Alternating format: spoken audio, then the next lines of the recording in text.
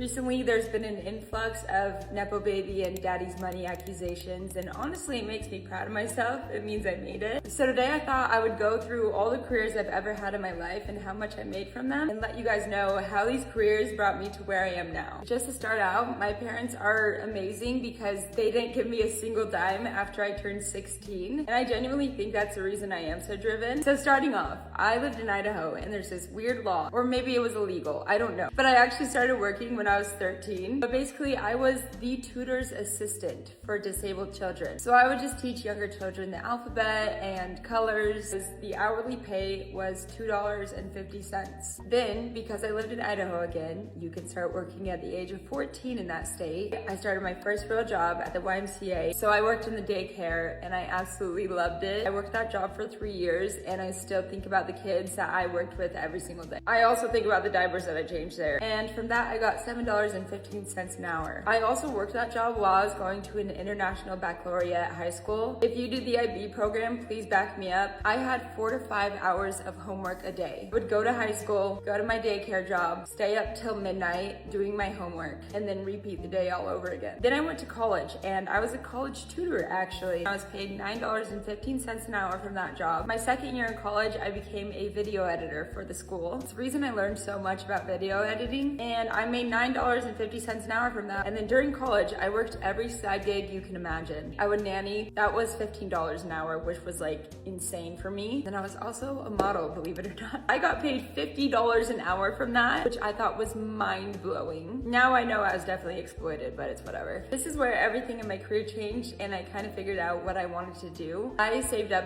every single penny I had, and I bought my first camera. I think it was a T3i. I also lived in Hawaii, and I love.